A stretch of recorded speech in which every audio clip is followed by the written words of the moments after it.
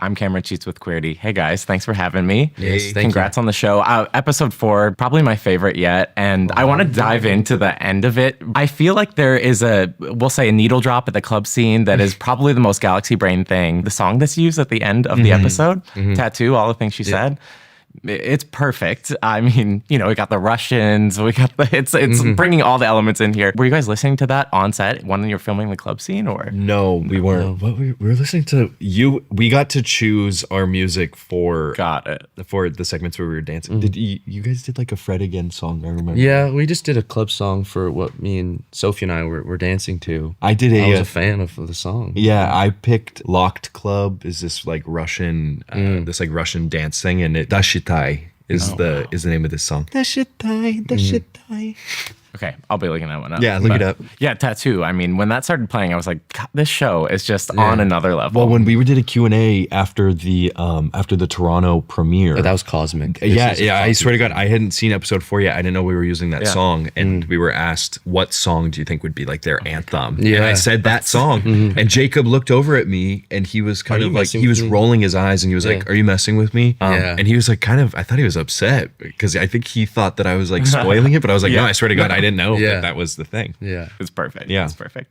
So elsewhere in the episode, I really want to get into the time that these two spend together at Ilya's place. Yeah. I think like Tuna Melt and all the fans are going to be really obsessed with that. I know you two have the matching sex cells tattoos, and yes, we'll get our money's worth this episode, but this feels like such an important part of their emotional journey, their dynamics together, especially, I mean, towards the end when like Shane heads out the door. Why is this moment, why are these scenes so important to their arc? It's the first time we kind of see them in light, both literally and oh my God, my stomach. Did you hear his stomach? Okay, we got it. But metaphorically as well, it's open and it has room to breathe. It feels reminiscent of a relationship and a domestic life. Yeah. There are two options. There's just full acceptance of, we could end the episode there. Then they move on, they get married right on the spot and then fall. But it's not that easy.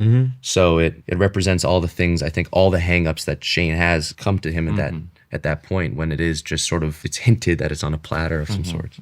For Ilya, something has shifted because I think, the fact that he's making a tuna melt for Shane, it feels like he is willing to open himself up more to an actual relationship than we've seen previously. Is he coming into this differently? Yeah, I think for things like that, for me at least in real life, you kind of act before really knowing what you think, why you think. I mean, especially with relationships, if you're dating somebody, sometimes you're like, okay, well, do you like me because you kind of did and said this thing? So if you're telling me you don't like me, then why were you doing this? And you're like, I don't know, because it felt good and that's where we were going. So I don't have like a direct answer of he's ready to go, he's locked in, and this is an action based on that. I think he's just going with what feels good, and I think both of them are, honestly, and then retrospectively when things start not feeling good, then you kind of break down like, okay, why is this not feeling good? They don't have the emotional wherewithal to really get to that exactly just yet, but we're starting to see that kind of fall apart. Yeah, certainly. Another moment in this episode I love, we get to meet Sophie and Elise's Rose. She's lovely, she's wonderful.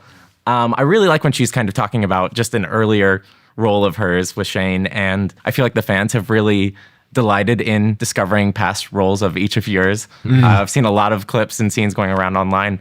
I wondered for each of you if there is a past role that feels like it was especially formative or, in retrospect, it kind of helped pave the way to Heated Rivalry. I learned something on everying. I mean, I haven't really worked a ton before this, to be completely honest with you. I did Joker, I did some indie movies, and that's kind of it. I mean, the thing that you learn about this is just time. I mean, that's kind of the messed up thing about acting is you really don't know how to do it until you're doing it. Yeah. 'Cause you can take, unpopular opinion, and no, I'm not trying to on acting classes or school or anything, but I'm sorry, like doing a scene study in front of people that you've known for weeks and months and years is so different than being flown across the world, waking up at 5 a.m. and being in front of people that you've never met before. It's actually easier in real life. So I'm always learning from the few things that I've done leading up to this. I did an indie short film in my film school, semester 1, semester 2, that was the same character, and he was a closeted gay guy who kind of just wants his friend back, who has like crippling anxiety. I made a lot of mistakes. I wasn't a great actor when I did that. So I could relate with the sadness and sort of the depths of the depression, but it just doesn't manifest in the same way that Shane. This guy was sort of like, he didn't have any go. He didn't have anything in his life that was going for him. So I suppose there was a somewhat like soul connect between the two in similar circumstances in a way, but each time I feel like there's a new role. It feels like you're learning to act for the first time in a way. Yeah. Right. I would love to also just briefly ask about Scott and Kip, who were in last week's episode. Who? Yeah, I know, right? Those guys. I'm kidding. I wondered if you two had thoughts about where things end up with them, if you feel like they made the right decisions for themselves, and maybe how that might come into play. Their story very much overlaps with ours, and that's why it's such a pivotal point in the series. I just can't wait to see people. I can't wait to see that come to fruition and see people who haven't read the book see that, because it's pretty revolutionary for the whole series, and it's very exciting. And the way Jacob does it is crazy. Jacob Tierney is crazy. He's fantastic. He's amazing. He's the greatest. I mean, just the way the show looks. I feel like we don't get TV like this anymore. It just looks gorgeous. It's so weird for us to judge it because we're in on it. So it's kind of I'm like, is it good? Because I think it's great. I'm like, I think it's great. Do you think it's great? Yeah. Scott and Kip are really cool. Everyone's been loving them online too. Yeah, definitely. Do you think if Shane and Ilya, in both cases, if they were in Scott's position with someone like Kip, I mean, I guess it's kind of hard to take them out of the context they're in, but do you think that they would have like gone to the party? Do you think it's in their character to be a little bit more like, well, Scott's been around the block a little bit more. He's a little older, so I think and I've talked to Conway about it after I watched it, and his whole storyline is like he knows what he wants. He knows what he's after, and that's why he's able to make that. We're in a position, kind of what I said earlier, like I don't really know what I want, but it feels good, so we're going. So it's in a different position, but I don't know if like going 15 anywhere years. publicly. He is he's going under a weighted blanket, coaxed out, just rocking like a baby. Well, I've got to wrap there, but thank you guys so much. I really appreciate the time. Thank you for seeing us. Amazing. Yes. Thank you for having me. Thank you so much. I'd rather do the sex scenes because the hockey scenes are my feet hurt and then I cramp and I'm not that good, so I have to be very diligent with making sure I don't look like a phony. But with the sex scenes, we rehearsed them so heavily and we knew what we were going to do going in, that they're also a lot of fun, Yeah, it's a dance. Yeah, I totally agree with that. The hockey stuff is not easy. I mean, and it's hard to believe yourself as a like an NHL player, like the top of your craft. I mean, those people, they work their entire lives for that. So getting on those skates, being next to these guys who have been doing this for like 20 years, you're like I'm okay, It's very physically demanding. It's also kind of like being on the ice for so long is almost like nauseating, like with I don't know, just the lights. It's cold. It's so not easy. You've seen Shane just really kind of putting his heart on his sleeve, but now we're starting to see Ilya kind of give in a little bit. But then on top of that, we're seeing Shane pull away. So can you tell me like that kind of emotional tug of war and how you guys brought that to the screen? I think we just kind of know these characters really well, and then it's easy to kind of take that base and plug and play it. I always look at Ilya as his own thing, and then I think if I'm really solid on that, then it naturally will provide whatever needs to be happening in the plot and the story.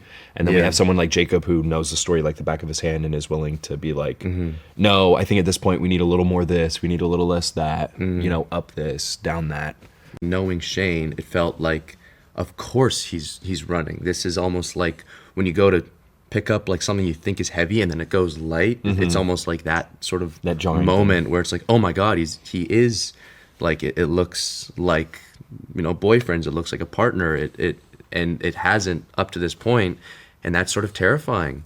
And the first name, it's a lot of things that are just sort of scaring him in that moment, that it's hard just to take that. Right. There's so many there's so many new things that you can't kind of help but feel altered or different. And I love the addition of Rose in this episode. What was it like bringing her into the fold? Because it's kind of like giving Travis and Taylor. Right. Yeah, it said Travis. Yeah. I'm not too familiar with them, so I can't speak to that.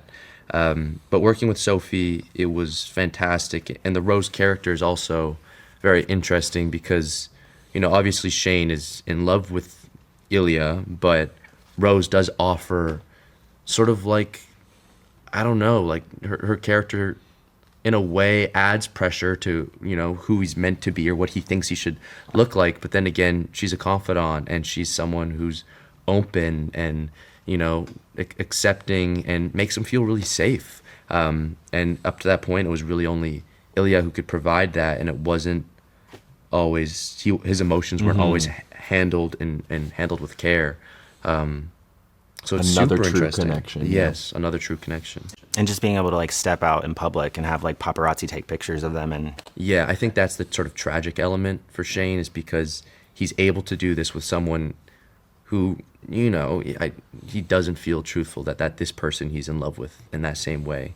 But it's being celebrated in a way that he feels they never would be. Yeah. And I feel like anytime there's, you know, a big queer project like this, you know, it seems inevitable. People are going to be like speculating. Of course, it's the nature of celebrity as well, too. Yeah. And just like accusing you of gay baiting or something. So how does it feel having to separate your personal from the professional? Yeah, I think there's never a question for me when I would dream of, you know, becoming, you know, in the public eye, that I would want just a level of privacy. But of course, you know, I agree. I want, you know, queer people telling queer stories. But also, you know, like also there's the element of Connor and I having, you know, we're best friends and we love expressing that physically. And then, you know, you see people who infer or assume and you kind of have to let that go. But then again, I never want to stop expressing the love I have for Connor physically. And I'm never really going to. And I think multiple things can be true at once. We want queer people telling queer stories. There's an element of also you can't ask that in an audition room. But I think what Jacob said really sums it up the best, which is like you have to gauge how enthusiastic they are about this story. And they could have paid me $10 and just fed me. And I'm doing the story. I really thought I was going to get like nothing for this, and I just loved the story so much, and I want to be a part of that. And Connor as well, I'm sure feels the same. So I think that's the only thing you can gauge with the person. Totally. Yeah, I think there's so much energy that is coming at us with the rise of this show. And for me, at least, I think it's important for me to have a little bit of separation from the character in the show. And all I can really say is that I love Ilya. I love the community that, you know, this is a part of and that this caters to. I think that's so much more interesting and valuable than doing just another run-of-the-mill straight story. You know, who I date, who I sleep with, who this, that, whatever. Like I'm gonna keep that to myself. But regardless, I think this is super important, and I think it's also on top of that is just really cool, you know.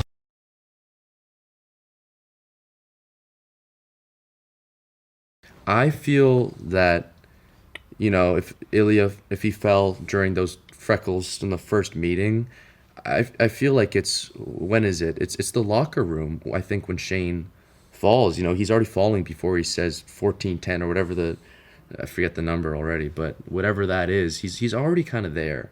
I think when he goes up to Ilya and walks, you know, we cut it in the thing, but he walks quite a ways just to go see Ilya, to go up to him. I think it's... Oh, that first meeting you The mean? first meeting. You know, there's an attraction there, and shortly after it turns into more. You know? The part that always stuck out to me where I thought Ilya really saw Shane for the first time and really liked him was actually, and the way that Jacob did it was so freaking good. I know there's a little gnat. Okay. There's a little gnat. Okay.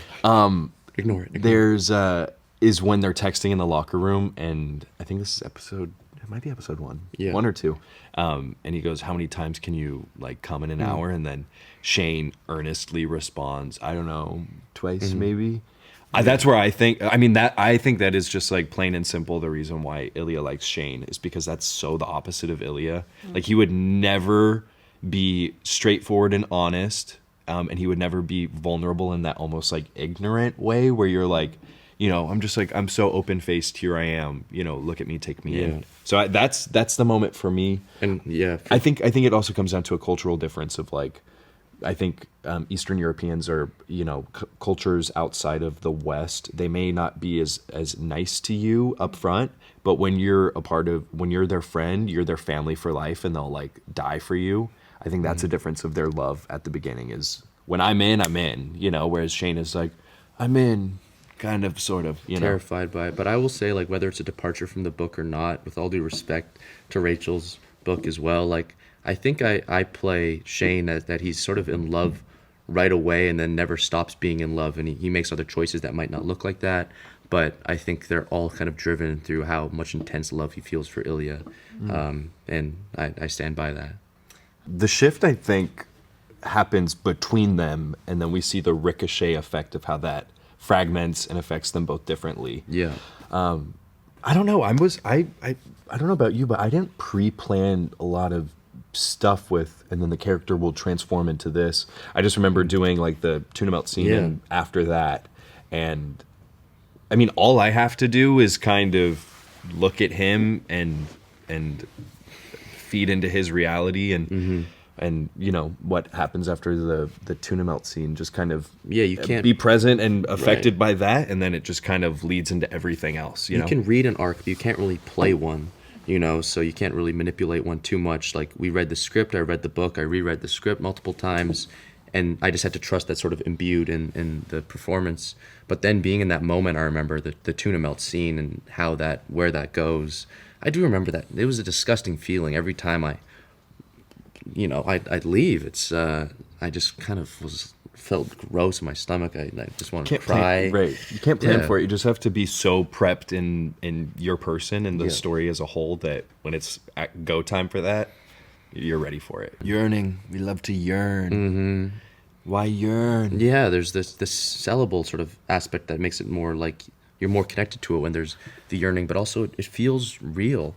You know, it's I don't know too many stories where there's not a push and pull. Totally. So it feels reminiscent of my friends who have romances, and stories I hear of parents who have fallen in love. It's a lot of bad happens, and it's not just we liked each other, we started having sex, and then we just boom boom boom, and now we're happily married. And this story specifically, I think it just solidifies you being genuinely connected to one person like Rose. I think solidifies you contextually being like, okay, sometimes finding out what you do want is finding out what you don't want, and maybe that's why that's a plot point in a lot of these types of stories, especially in a queer story where Rose sort of represents the image, the standards. A supposed ideal before identifying your truth. Right. Yeah.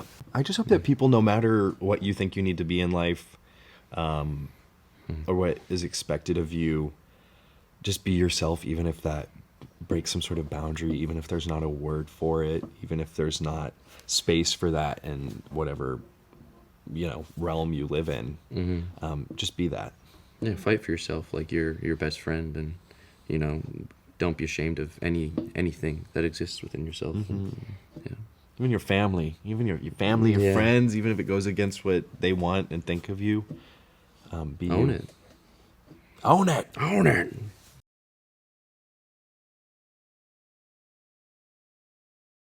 Connor, Hudson, so nice to meet you both. First of all, just as a person in the LGBTQ plus community, I speak on behalf of many that we appreciate the story you're telling here and the positive LGBTQ story that comes out of this and the authentic love. So congratulations and thank you, first of all. Thank you so much. Thank you. Yeah. Yes. When you first signed on for this show, obviously you wanted to respect the book, you wanted to respect the TV script and everything like that, but was there anything about the message, of all the things you wanted the show to become, was there anything that you were adamant or hopeful that this story and your message and your performance would not ultimately become?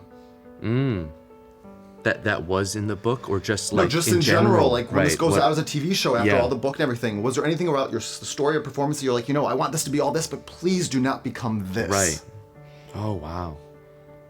I don't think I had anything about the message that I didn't want it to become. I was really hopeful that I would be artistically inspired by the tone of what was going on. Like I wanted it to be something that was artful, really well executed, because I think a lot of people can take a script, no matter how good the script is. I mean, Jacob did a great job on the script, but if that went into someone else's hands, I think it could turn into something kind of really commercial and surface level and corny and shortcuts, like cliche. Or even just even in terms of just execution, I mean, it's for me at least, if I see a love story or something and the execution and production wise is just not artistically stimulating, then it's kind of like, okay, well. So that was my takeaway. I was just like, I hope that this is great. The moment I knew it was Jacob, I was like, okay, yeah, we're good. Let's go. I didn't want it to be an inauthentic gay experience commodified to sell something to, you know, not to say that like the straight women audience, I think there needs to be care there, and Jacob has spoke about how much care he had to cater to that audience, but also I hoped it wouldn't feel disrespectful to, you know, the queer community. Yes. You know, I hope it could be something that's celebrated. It does, and we do celebrate it, and we are found it very respectful. So everything we've seen so far, we're loving, so thank you. I'm curious, you know, when it came to your chemistry together, when it comes to the sexual chemistry and the camaraderie that you had to create on screen to be authentic, how did you guys find that unwavering trust between each other to really go to places deep, so on screen it translated authentic and real and passionate? Yeah, Right. I to be honest, I didn't have to try to find anything. I think both being performers, like we actors, performers, artists, you're constantly playing a game of stretching yourself and your level of comfort. And you know, in our preparation for being actors, we've had to do a million things in acting classes or for self-tape. So it's always a game of like exercising how comfortable you are and how vulnerable you're willing to be. Yeah. And then when you meet someone who also matches that level, that threshold, it's so easy to kind of just go crazy. I don't know, I just maybe it's an energy thing, but I just instantly trusted you I think with also, every ounce. not to toot our own horns or to say that we're, you know, it's impossible for us to ever have bias. I think we're two people who do have a lot of like radical acceptance and just sort of love for a bunch of different types of people, that it never felt like, you know, it always felt like, well, you know, why not, you know, like our expressions of love and affection and everything never felt like we were playing on something or appropriating something. It just felt like we were humans and being authentic to ourselves and how we view love. I love it. Well, it's steamy and it's real, so we appreciate you both. Yeah. Cool. I'm curious, you know, you already see there's a global phenomenon happening. It's growing and growing around this and your performances. But what has already brought an added joy to your own lives, not only as actors, but as humans throughout this whole experience so far? We did a meet and greet event in Montreal, and or was it Toronto that we did that? No, it was Toronto. Toronto. Yeah. Well, we did two. We did one in Montreal and then we did one in Toronto. But in Toronto, we were at a bookstore. And I think in theory, it's really easy to talk about the importance of representation or what this means to people as at large, you know, like when we talk about communities or demographics that really love this book. But it was such a crazy experience in person to see someone face to face be like, what you're doing and the person that you are being on camera like means so much to me, and like have tears in their eyes, because it's one thing for us to talk at large about that and it become kind of conceptual. It's another thing to look someone in the face and be like, I feel seen by this person. I love this. And respecting the page with your performance. Yeah. Yeah, because that was before they even saw even saw everything come out. It was, you know, just really being these people and taking the time to acknowledge it and give life to it. I love that. Hudson, how about for you? What's brought added joy to your own life? I think, you know, there's both like the representation of like a queer character that a lot of people relate with, whether they feel like him or they feel like they knew him. That element is really beautiful. And, you know, I didn't know if it would connect, you know, you only hope. Yeah. And then, it is on the person-to-person level where they're looking you in their eyes, and that means something. And then also, you know, I didn't really get to see many people like me growing up on the screen. So me and my mom both have like sort of a tense emotion of just, I get to be hopefully a Asian actor that kids get to see on their screen, and that kind of gets to be normalized and celebrated, hopefully. I love that, absolutely. Yeah. Lastly, I have a signature question I like to ask actors that play these deep characters. I'm so excited to ask you about this. So, Connor and Hudson, if you could speak to Ilya and Shane after embodying them so far on Heated Rivalry, and could give them a message, a comforting message, a warning, anything that you could say to them from seeing this from the outside in, I'm gonna cry. What would you say to your character if only you could? What do you feel they need to hear? Ooh, that's gonna make me cry. Yeah. I would say... Yeah, mine's kind of cliche, but it's not your fault.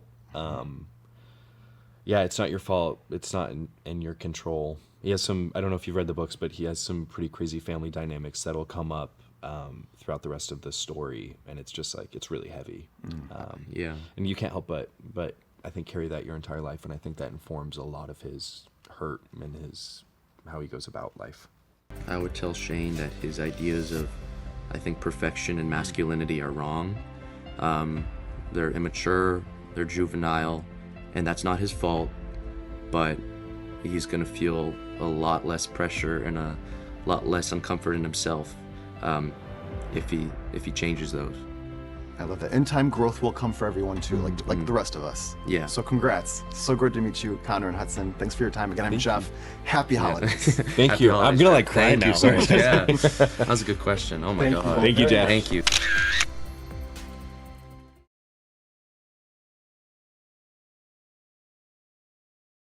Existing in the world. Yeah, it's weird. Connor and I were talking about this, but it sort of feels like we were doubting the sort of reception of it because we were like, oh, we're just in some bubble, you know, this is just what we're hearing because we're in it. Our algorithms are just catering to us. But then, you know, I'm in LA now, and then we've been stopped in the street, and then I was recently in Whistler and Vancouver, and then people are coming up. It's now starting to hit that maybe it's not a micro bubble and it's becoming this bigger thing. But even then, I can't really fathom it. But it sure means a lot.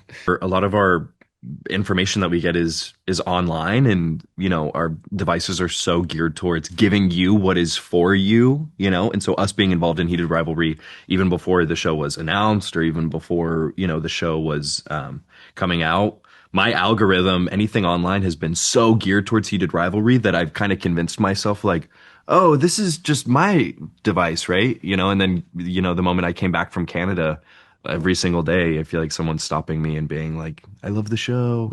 So it's like, whoa. But also it just takes a while for reality to set in, you know. Well, first of all, my butt has been a big topic of conversation. It's a great time. I think I saw someone said that I am America's ass, which I was not expecting that at all. But yeah, I love it. I'll take it.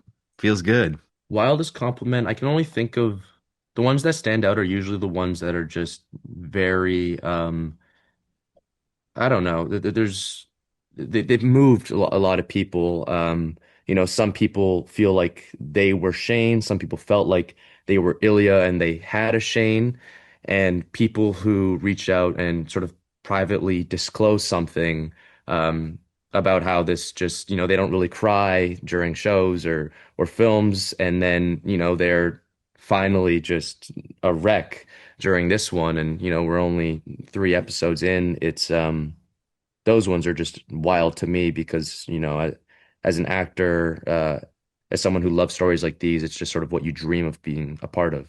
I think the people who are really into these characters and the emotion, they know where it goes. They've read the books. They kind of live with the end in mind, so everything has like a double meaning to it. You know, it's like this scene is not just this, you know, steamy shower post workout scene. You know, it's like, oh no, this is a moment where this person realizes this. And then I think you have the other side, which is people who are watching this, you know, with the context of the TV show, not the books, that will land later down the line. You know, I think that'll land once. I mean, it does land still, but I think that'll really solidify as an emotional journey and not just a physical one, as we get into 5 and 6. It was day 1 of filming. It was day 1. Yeah, that was day 1 of filming. Figure out how to get that in the bedroom. I remember we were like talking. It was like, we need a chair. Yeah, we need a chair for him to watch. And then Jacob was like, okay, and then just pull the chair over that way. And then he was like, we were gonna push it, and then I just took it with one hand. It was very much Jacob and I kind of literally looking at the logistics of like, we need chair here, get chair here, you know? And it's a lot less sexy if you it's so pick it funny. up. It's so hilarious, the things that are important or sexy or interesting. I mean, there's so many things that they pick online that when I watch it, I'm like, it goes over my head, like, because it doesn't even feel like a choice. It's also, I want to add also, it's a really interesting experience watching something that is so overtly sexual and has a certain amount of nudity and sex.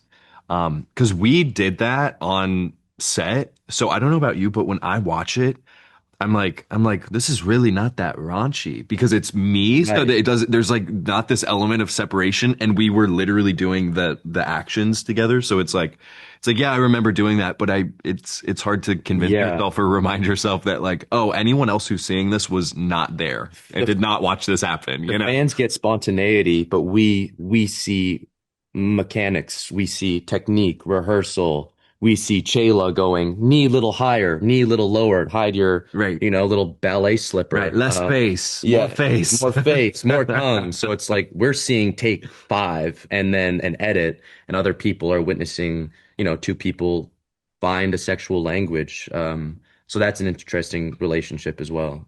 I mean, it's these little things that we're not even aware of that people just like grab onto, and it's really cool. I remember the drawstrings. I'm getting into a little bit of a double entendre here, but I think Shane has an oral fixation. So when there was not a straw in my drink, I would ask them to give me one.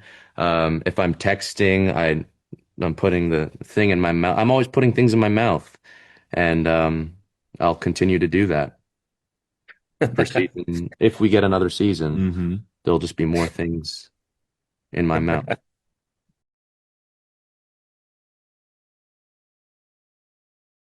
How are you both? Hey, Good, Carly. Carly. How are you?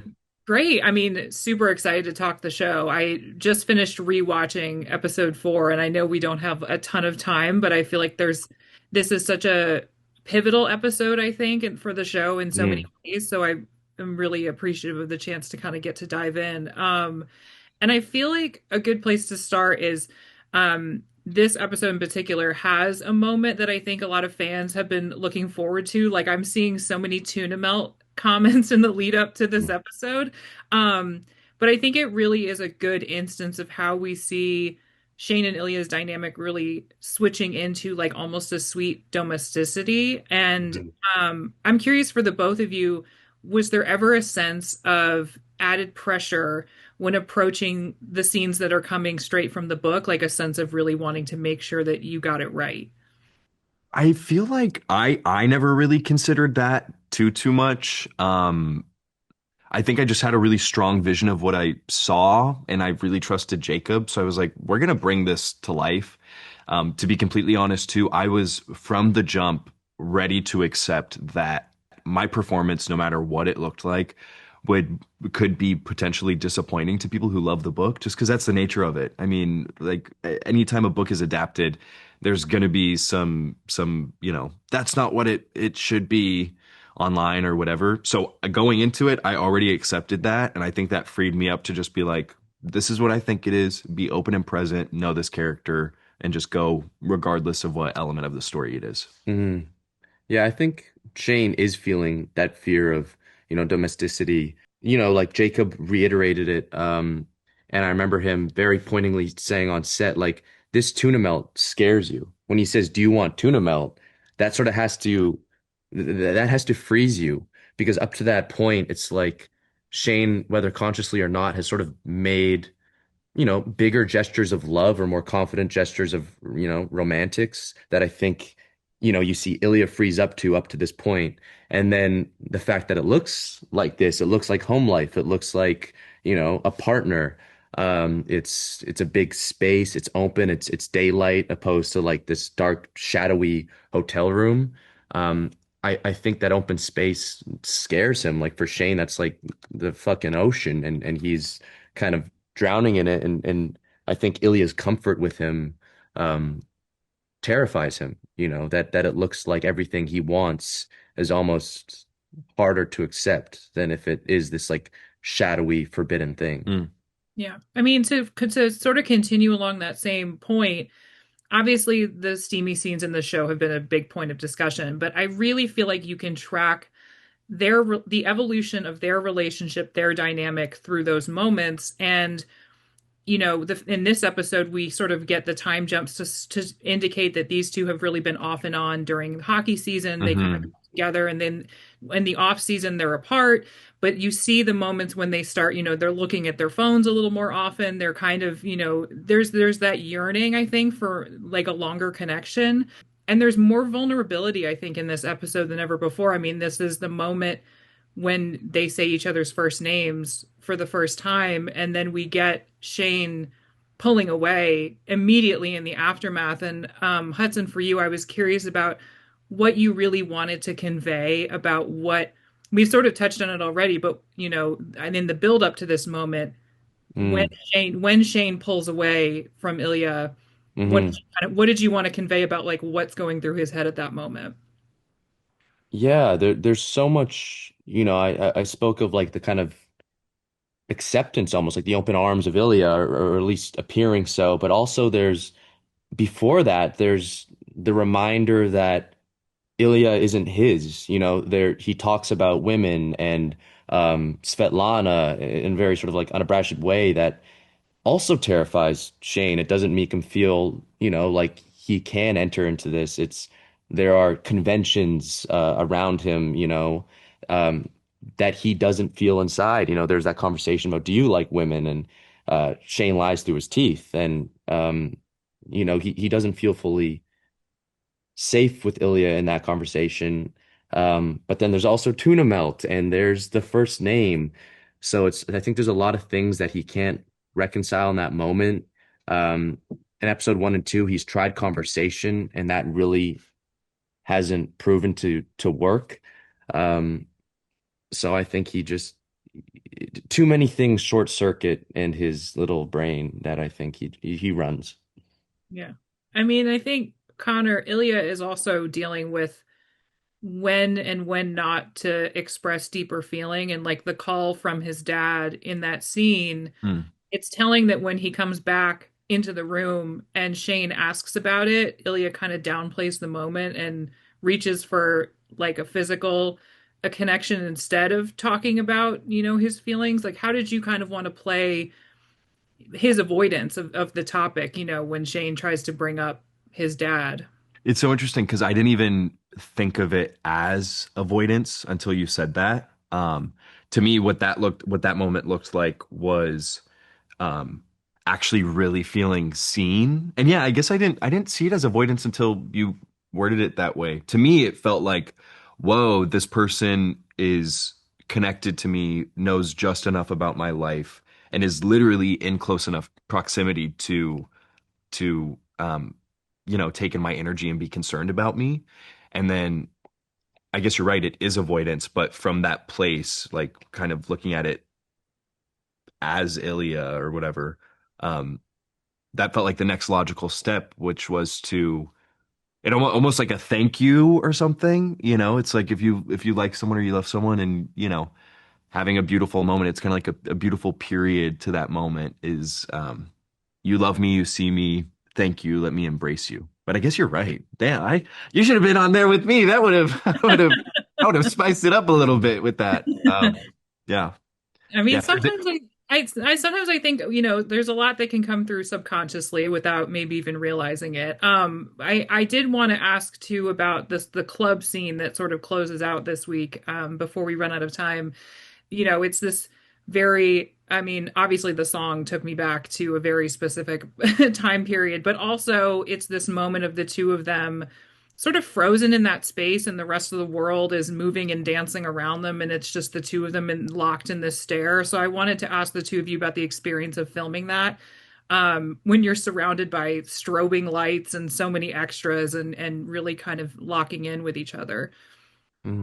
Those sorts of days and scenes are actually really technical, considering the lights, considering the amount of extras, considering the drinks and the this and the that. It's so technical, and you're kind of in that space all day long, that it comes down to you know, the emotions are kind of found, I think, in the moment, and it's really about understanding, just listening and trusting Jacob, and being like, no, I need a little bit more of a depth to this, or no, I need a little bit more confusion, or this, that, because a lot of that's in slow motion too, you know. So yeah, a lot of it comes down to the technique of being in the space and then just trusting and listening to Jacob. But also at that point, we had been with these characters for like over a month, so by that point, we really know, you know, how they what, move, when, where, why. You know how totally. It's pretty easy to lock in at that navigate point. that.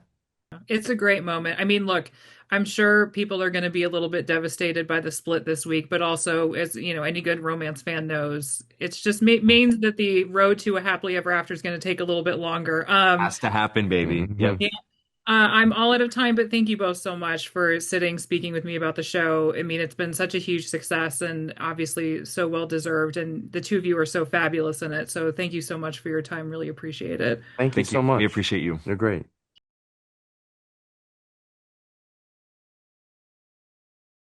And reading the book and watching the show is so like similar to what we read in the book, but the one big difference I saw was there's no bear tattoo. And I know it's the Boston Raiders in the show, not the Boston Bears. Can we talk about where the bear tattoo went? Was there ever discussion about it, or would it just be too messy to have it in makeup every time you're on set? Is Jacob on this call, or is it just us? Because us. Jacob would have a long dissertation probably about that. Yeah, I think it was kind of a legal thing, right? I think that there was some sort of like, copyright infringement or something. I'm pretty sure. No, Jacob said he didn't like it, if I can quote his words. Okay, well, you have two differing opinions. This is, I have no idea what's going on. Let's both put words in Jacob's mouth. I actually don't know. I mean, that was one of the first things that I brought up was that. And then he also gets a different tattoo in a different book. And yeah, I was really nervous though that the book lovers were gonna go crazy, because I mean they've imagined, multiple books with this character being this certain way. But yeah, I guess people were kind of like, all right, next, There's been a lot of talk about the sex scenes. They're so well crafted, so well choreographed. You got the way they're lit and shot is so, I think, spectacular and different for the genre. But I did notice in episode 4, the lighting changes drastically. In the earlier episodes, you have the dark lit hotel rooms, and now we have the bright natural sunlight in Ilya's house. I'm curious if there was thought put into just the way the lighting would affect or reflect where your character's emotional states are on this journey. Yeah, I was also the gaffer on the show, so I saw everything. No, Jack Perrell, our DOP, I asked a little bit, talked with Jacob a little bit about this, and it seemed that even when they did the walkthroughs of location, if my memory serves, which it often doesn't, I think there was a lot of conversation about sort of, how light changes, how colors change to kind of represent them, getting metaphorically closer to out of the dark with their relationship and confidence in their sexuality and their relationship. Yeah, another an interesting lighting thing, I think, not just with the intimacy but also with the hockey, is like all of the hockey scenes feel so different than in their real lives. Like we kind of get that ESPN, hyperbolic, super bright, like game time vibe. And I think that's a really interesting distinction between kind of some of the softer or even sometimes moodier lightings and setups that we have when they're together, and then this sort of like stark, bounced white light of like being in the spotlight. Yeah. That's a cool lighting difference. Yeah. This is also the Tuna Melt episode, which is a huge sort of olive branch of emotional intimacy from Ilya to Shane. I'm curious if you guys can take me through what you guys are both thinking when you guys are becoming more domestic potentially in this romance. Oh, becoming more. I mean, I think you can see in those scenes that it feels new and uncomfortable, and exciting in a different way. I mean, these characters, go across a lot of situations, a lot of firsts together. Maybe not so much for Ilya, but definitely for Shane, and Hudson does a really good job of showing that. I think those initial scenes in the house leading up to the tuna melt and around the tuna melt, even in the edit and everything, it kind of it breathes a little bit, and you see us really uncomfortable in a different light. And you also start to see the dynamic kind of shift, which I think is really interesting, where Ilya, when it comes to sex, has always been pretty confident and, self-aware of his comfort level with that. And that's kind of, Shane is a little outside of his realm at first. And then once it starts to get to this connected, emotional, vulnerable, transparent place, then you start to see Ilya kind of seize up a little bit, and Shane try to be able to dig a little deeper until he can't. Hudson, this is the week where Shane meets Rose Landry, played by the great Sophie Nélisse. I'm curious what like working with her. And was there any talk about that one moment where she's in the box watching him being kind of an homage to Taylor and Travis? Oh, No, there was no mention of Taylor and Travis, but I see the similarities now. But yeah, no, working with Sophie was great. When she was coming in, she came in a little later to the production.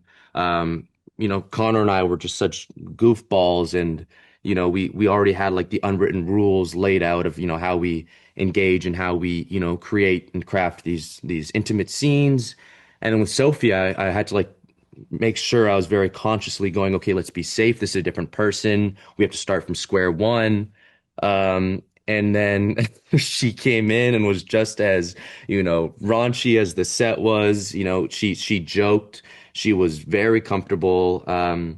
It was just nice that she could match that energy and that sort of work style the set had established, which was like you could go from joking 1 second and then we go into the heaviest scene, which for me is helpful when the day can be heavy scenes. In between, you don't want to go in a corner and just listen to sad music. And she matched that sort of style perfectly. She's become a really good friend, and yeah, love working with her. I sort of thought it was really fascinating in this episode when the two guys are kind of not talking and then they take the ice together and they're not at their best professionally. I'm curious how much you guys saw their rivalry on the ice as a sort of form of flirtation or communication between them, subtly, and if that's what was playing out. The rivalry is always the interesting part of this to me because as an actor, at least, I look at my story as Ilya almost secularly from the entire thing at first. I'm not looking at both parts and how they feed into this thing. I'm kind of trying to feed into the reality of my character. And so the rivalry, I'm like, we start making love pretty quick, I'm like, how much of a rivalry really is there, So I see from Ilya's perspective, because hot topic, kind of point of controversy, and I've talked to Rachel about this and she pseudo confirmed this. I'm like, I don't think Ilya really gives a shit about hockey. I think Ilya likes to be good at stuff, happens to be hockey, and it gets a sense of power from being one of the best at something.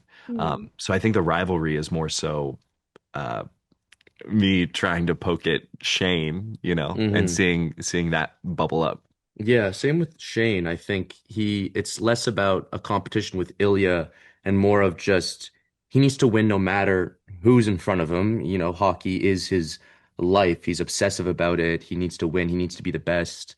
And I think, it's no matter where he is with Ilya, it's just as hard to keep that relationship separate. If it's flirtatious, it's distracting. If he feels like Ilya hates him in their private life or isn't really talking with them, then it's also hard. So it's just, I think, there's a juxtaposition and both need to be handled sort of, for Shane, I think, compartmentalized to a degree because he can't really infuse those two worlds together very well. The last episode is called The Cottage, and book readers kind of know what that might allude to. We see sort of Shane's house teased this episode. Can you give any teases for the fans, of the books? Will they be, satisfied, or are there a lot of changes? What can you kind of tease for people in the weeks ahead? I can only think of one difference in it, and I don't think it matters at all. What can we tease? No, I mean, I think it's very, very true to the book. That's my favorite episode personally. That's my favorite part of the entire thing. There is some difference in episode 6 versus the end of Heated Rivalry. I hope they enjoy.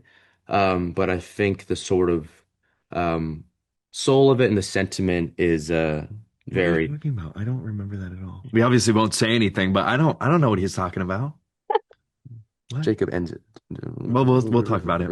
We'll talk about it. We'll figure it out.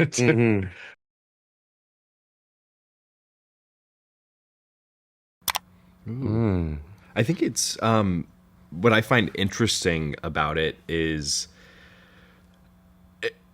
especially the speed, right? And you kind of see that with the edit too. I think we felt that even before knowing the edit. These moments felt very different, So I mean, it's just it's about reminding ourselves, even though we had been filming for like a month and a half by the time we started filming those segments, just reminding ourselves who, what, when, where, you know, like this is the first time you're doing something like this. This is the first time you're having this person over to your house. Yeah. And yeah, it was just fun to discover a new side of them too, because up until that point we hadn't done that. Yeah. Also with the structure of shooting, you know, other people get that shift and, you know, a linear progression is how it was written.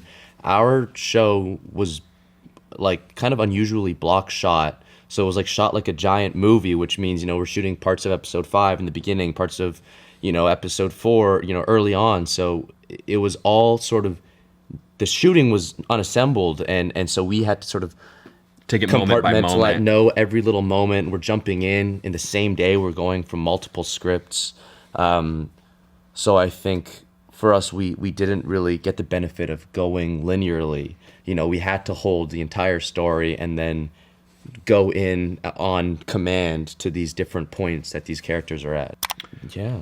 I think that what really anchors them is not the sex itself, but what's going on in their life outside of that and how that affects the sex. Like for me and Ilya's journey, it was like, okay, so this is this part of the story when this happens with his family, and then this is the part of this where you lose this game, you know, and we see that referencing episode 2, you see that shift after you know, after the Olympics and then after winning the cup. Like you see how that affects their dynamic and how that affects the sex for that moment, and then, you know, in turn how that affects them after the sex like that. So I think it's really about, I think it's kind of the reverse, which is mapping their lives outside of that, and then how do they show up sexually and romantically because of this and this.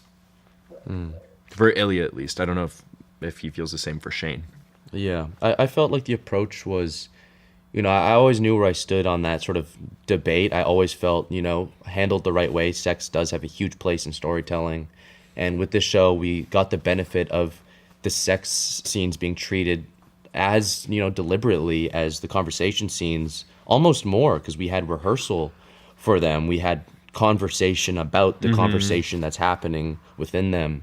And, you know, hopefully this show kind of proves how, you know, if you skip the sex scenes, or you kind of go, oh, this is for the people who just want to see some raunchy like sex or lust, you know, you miss the story. Episode 1 is, what is it? I think it's like 29%.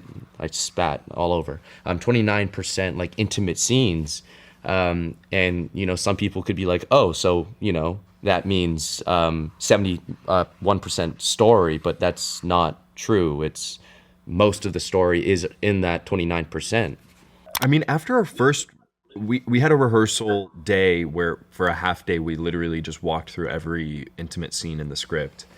And I mean, let's be honest, there was a little bit of nerves going up to that, being like, oh, we're gonna have to kiss. We haven't kissed. You know what I mean? Like, we're good friends and now we have to kiss. But the moment we started doing that, you're kind of like, oh, I can do it. You know? It's kind of like with acting. It's with any part of acting. Honestly, I think I was more nervous for our first speaking scene than I was for our first, you know, intimate scene. Because that's also super vulnerable and you feel really naked, you know, just putting yourself out there and being like, well, this is how this character shows up, you know, this is what the character is, you know? So yeah. Right. We spoke to that even before we started shooting. I think Connor was telling me how sometimes, you know, when you're acting and someone starts doing a character in front of you, it's hard to take in, and it you know, your brain can't quite handle the difference. But I found the sort of departure, the mutual shift of both of us playing things. You know, I would speak about things of Ilya that I related with, that I understood, that you were like, I'm not sure I like this about Ilya, or this feels weird. And then this vice versa with Shane, I would be like, oh, what does this mean? And Connor's like, oh no, this is what I love about Shane. So I think it helped us, you know, there's curiosity that kind of led the ship, which was really nice. I stayed with my Ilya accent, like whenever we were filming. If we had a filming day, I was in that from the time I showed up to my trailer in the morning until we called cut on the last shot. And I think that helped a little bit, like keep not only us in a space. I mean, our energy would go crazy. We would do something, you know, a very serious or dramatic or whatever, and then 2 seconds later it'd be kind of laughing and clowning around. But yeah, speaking to your point, I have a really hard time acting with people that I'm very close with, that I know, because my brain does this like backflip where I'm like, that's not, like, why are you lying to me right now? For whatever reason, I never had that with Hudson, which I think is a testament to his really good acting, but also I think both of our abilities to like click into these characters and be like, not only do I get where I'm coming from, but I understand why you're doing what you're doing. And it just makes it feel 10 times better. I think Shane loves control, you know, and like outside of his life, he likes steering the thing. He likes, you know, dominating to a degree in his sport. He likes to do everything to be able to continue to do that in his sport. And I think that's his whole life up to this point. So I think with Ilya, there's an element of control he can give up. And, you know, he's reinforced that he's doing a good job. And I think at the end of the day, Shane loves to do a good job and make people happy and perform. And I think with Ilya, it's both his sexual urges are that of you know, more, it's more submissive, but also it's, for him, that's the joy of how he can perform, you know. I think that if you take like Shane's character, for example, he is so in control and he is so domineering and so is at the, you know, controlling so many elements of his life, you know, the pressure to be the performer, the hunter, the man, so to, you know, for lack of a better term. And so, yeah, I think sometimes sexually people seek out the opposite of the energy that they want in their real life. It's kind of like, you know, these highfalutin businessmen who, you know, love to be dominated, and you hear them like they have a dominatrix and they want to be treated like a little sissy, you know?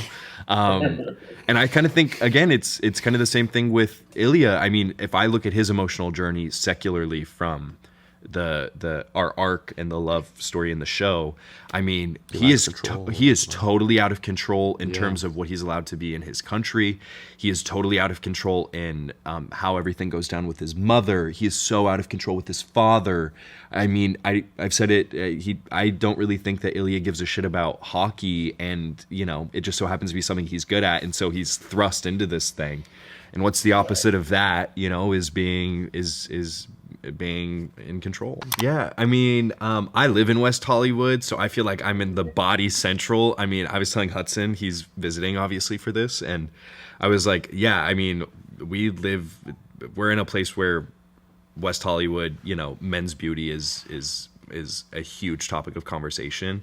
I feel really blessed though, because even though there is, you know, a lot of attention on our bodies, I feel like for the most part people are being really nice, you know? I mean, let's be honest, people can be really cruel online, like horrible. And people have been really nice, and not only nice to us, but also protective of us. So I just feel blessed. Honestly, could have gone really bad. People are evil sometimes, and I haven't been experiencing that. So it feels good. Keep it coming, you know? Yeah, we've talked about this a lot, both with Jacob, between ourselves. And yeah, I think on the surface, it's, you know, confusing that, you know, possibly like, why would straight women like this? But also, you know, Jacob has said it, there's so little care into that thought. You know, the fact that this show is going like, what? Straight women like this? And both, I think, I was talking to you about this. I think there's both a chances element or like a statistic element of like in a straight relationship, if you're a straight woman, you don't fancy the gent in the story, or maybe you're not attracted to him. Think in our relationship, if I'm like, or like, oh, the Shane guy's not doing it for me, but that Russian, goddamn, right. Or vice versa, there just might be, you know, a double chance that, you know, there's an attraction there. But also, I think there's an element of, you know, possibly women who, you know, have maybe a desire to give up control. That is scary, and there's a lot of fear there. There's a fear of violence, you know, and men are big and they're scary. But if they can live vicariously through the Shane character, they know there's inherent safety.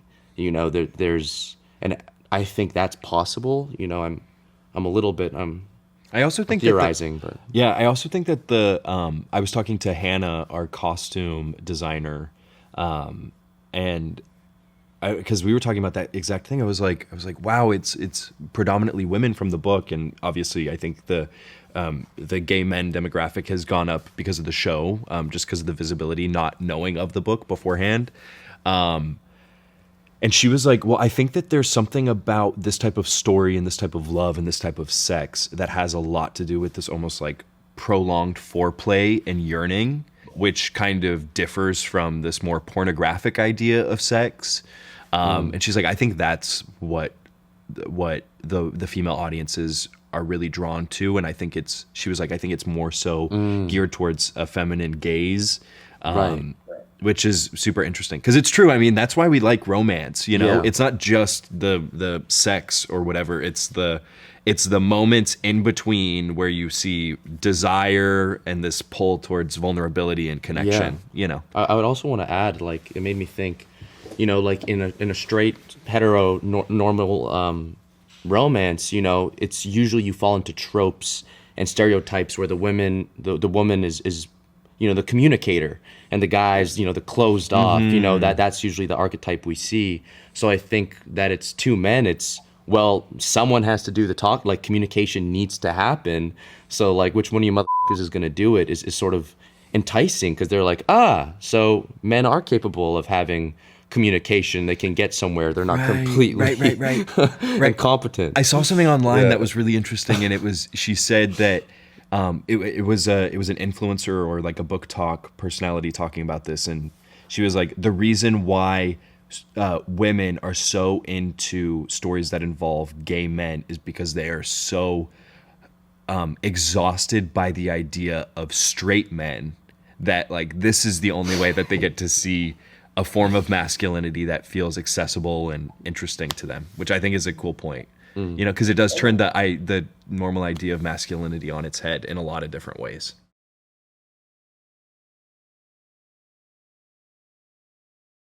Everyone asks, but can you confirm once and for all, what's your glute routine? Told you the butts. We told y'all the butts were the thing. His butt is so glorious and so, like, it's so ample at the sides too.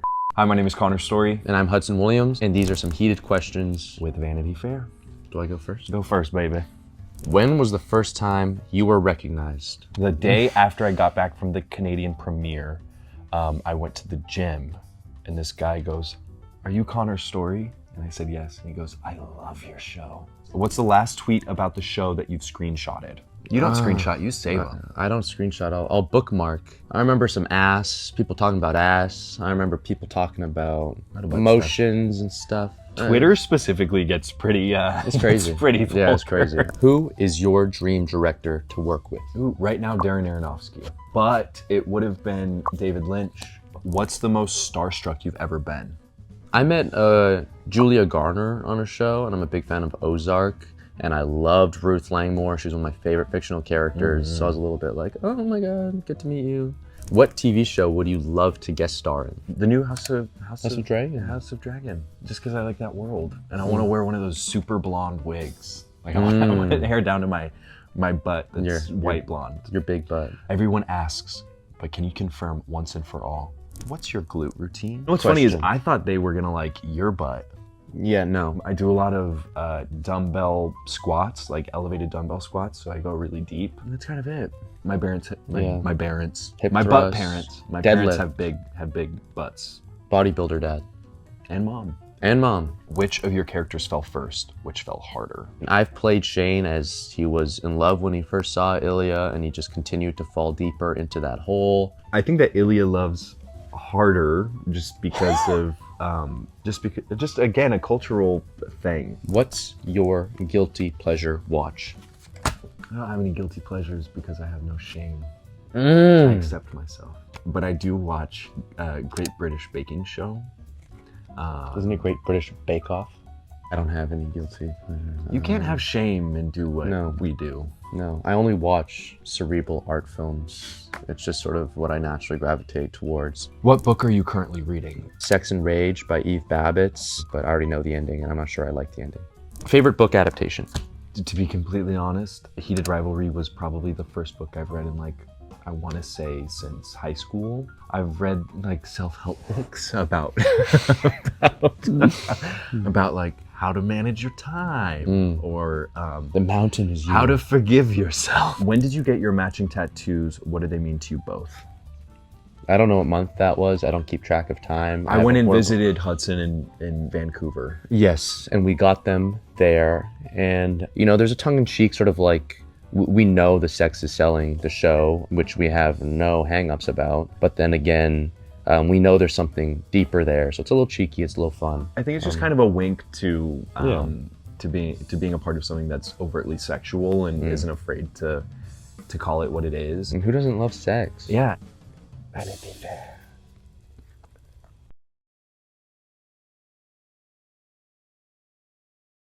Hi, I'm Hudson Williams. And I'm Connor Storrie. And this is Cosmo Goes Deep.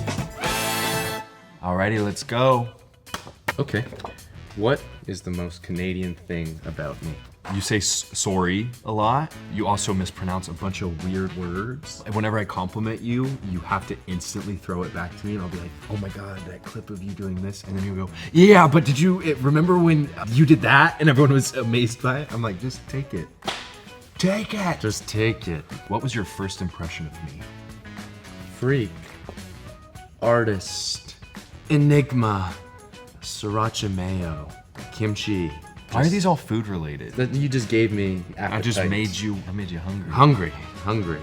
What is the hardest line to say in your accent? The hardest word that I think only comes up once, which lets you know the nature of this story, is girl. Because with a Russian accent, I go, do you like them? This is my impression of you, by the way. I don't know. I haven't tried them yet. No one else liked that. It's not a show. Yeah, and then I go, no, girls. It's so hard to say girls. Because the do you like them? Girls. Girls. You like them? Yeah. Girls. Alrighty. Where were you when you learned that you booked the role of Shane? I had to wait such a long time, and I finally found out, I think it was close to my birthday in February. Does that make sense or no? I did not get a contract I got a phone call around. I did not get a contract that it was 100% decided until a week before we left. So that would be the beginning. Honestly, of it's probably because I was like, I booked this, and then it was like 2 weeks, and then I was like, did I book this? And then it was like another week. By the time I got the official call, it's probably just like, finally, fly me out. Who was your first celeb crush? Probably anyone from that Fishtail movie. Was Angelina Jolie the girl one? Yes. That was actually her, right? They made that fish look exactly like that Isn't woman. Scorsese voice one of the fishes in What? the movie? Does Scorsese? Shark Tale? Oh, I'm thinking Shark Tale. Oh, I said Fishtails. Shark Tale. Yeah, I meant Shark Tales. Yeah. Whoa. When did you first get recognized? I was in Montreal. I was coming out of assignments to buy clothes. And a girl grabs me. I'm dragging her by my leg, and she's holding on to my ankle, and I pick her up and I say, get yourself together, woman. And then she goes, are you Shane from Heated Rivalry? And I said, yes. She showed me her lock screen and said, is this you? Did she actually? No, she didn't. Oh, I was like, damn. But the leg drag is real. She did grab me by my ankle. No, Yes. whatever. Okay. I made this little guy. Who asked? Oh no, it's my question. What was the first moment you think our on-screen chemistry clicked? Nothing had to click. It was there. I believe in the idea of soulmates, not saying you're my We're one and soulmates. only soulmate, but I do believe, I mean, I've had connections in my life where I'm like, you're a part of just me cosmically, and I genuinely believe that you are part of my soul family. I wish I was on the same I didn't page. have to shut up. You know that's not true. You know that this is real. If we got another matching tattoo, what would we get? I think we would get one of those wheels, like the Price is Right wheels, and we would put like Bugs Bunny. Oh, okay. I get what a you're stick saying. of dynamite. I thought And you then- were saying we would get that No, we wouldn't. tattooed. No, I we was like, wouldn't. what the hell? And then like random things, and then like Martha Stewart's face, and then we would roll it, and then we would get it together. Well, do you whatever it remember is. what the original tattoo we were gonna get was? There was like 40. But do you remember Rachel the Reed OG clowns? one? Yeah, Clowns, because we're both clowns. We're gonna get clowns. So that would probably be the next one. This is my favorite part of this entire video, is being able to do this. It's so fun. These cards fly really well. Which sport is more physically demanding, gymnastics or hockey? Gymnasts are in better shape than hockey players, but also I think hockey is like kind of more interesting now because gymnastics is just like you're a freak of nature. How do you think gymnastics prepared you for this role? I gave him that ass. Yeah, give me the butt that is viral on Twitter. I don't know if you've heard of it or not. I have 45 photos on my camera roll right now. No, you don't. Of different angles of your ass. No, you don't. The album's called Connie Baby. Connie Baby, Butt Baby. Which character's relationship advice are you least likely to follow? Either one of us. I mean, neither of our characters have their shit together. Yeah. They're lost, but that's why you guys love them. Okay. Do you have a favorite fan edit on Book Talk? I have these really embarrassing YouTube videos up from when I'm like 11 years old. Yeah. I have this squeaky little pubescent voice and a Bieber cut. It's me, Connor Storrie, and my username is Actorboy222 because I want to be an actor. Someone edited that with, I guess, like a shot of me, like On the red carpet. Yeah, doing something, which is really cute. It made me tear up, and I haven't sent it to you. Yeah, but I should. What's one line of dialogue from the show you can't get out of your head? In an episode you haven't seen. Tell me it, and then they'll bleep it out. This one's not a spoiler though. What color? That's a funny one. What scene were you most nervous to film with me? I mean, it doesn't really involve you, but the phone call, just because that's like a 4-minute Russian monologue. Я так сильно тебя люблю и не знаю, что с этим делать. It's a really beautiful moment, but it was just like, it was a lot of Russian. Uno más. Uno más. Did you see us do that? Sí. Vamos. Vamos. Do Ilya and Shane believe in astrological compatibility? They don't give a shit about that. Not those two babies. They don't live in LA.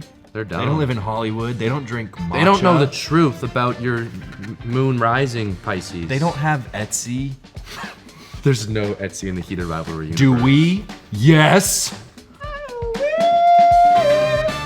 Alrighty, it's time for the lightning round. We'll have 30 seconds to answer as many questions as possible. Here we go. Okay, smoothie shop date or hockey rink rendezvous? Hockey. Share your location with your partner or keep it private. Share your location. Poutine or Tex-Mex? Poutine. Tex-Mex. One fan theory you secretly love. I like the weird fanfic that makes no sense, like that Svetlana and Rose like each other. Lesbians, we love them. Forgive and forget or hold a grudge? Forgive and forget. Duh. Forgiveness is realizing you're a prisoner and you have to let that prisoner free, and that prisoner is you. A dream job outside of acting. Cinematographer. Underwear model. We had one left. Thank you so much for watching. Make sure to keep watching Heated Rivalry. Wait, do the heart. Do the heart with this hand. Okay. I think it's a heart.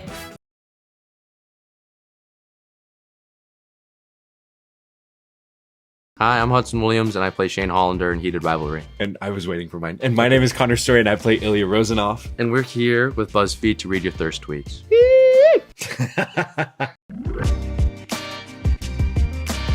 Give them to me, make them raunchy, make them feral, make them hungry. I don't really go on Twitter that much, but Hudson will send me some stuff sometimes, and they get pretty graphic on there, not gonna lie. Not graphic enough. There's two sets of fans. Yeah, some of them are nice. There's the people who love these characters and the journey that they go through, and then there's the people who just wanna get all saucy.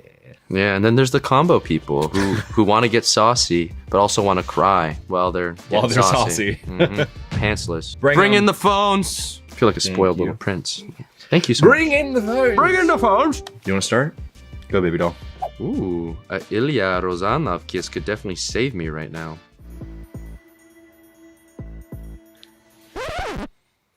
Beautiful. That's good.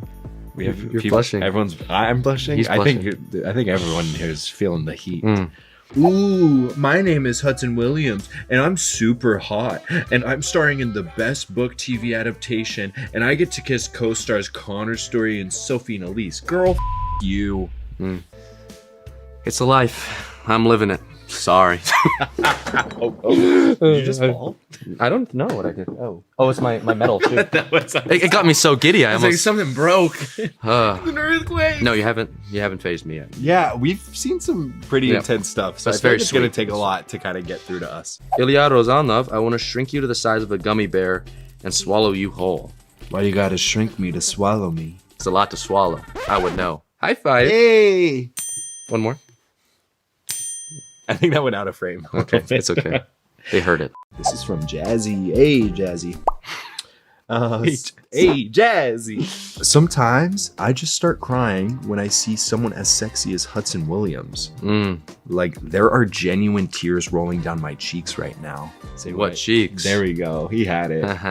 You guys have trained us to be little sex heathens in our minds. This is your fault. You asked for this, and we're delivering. I think of everything through sex now. And love. Nope, not for me. Just sex. Hudson, I'm doing the thing you taught me. Oh, okay. But how does that feel? This lady said you're sexy. I love you.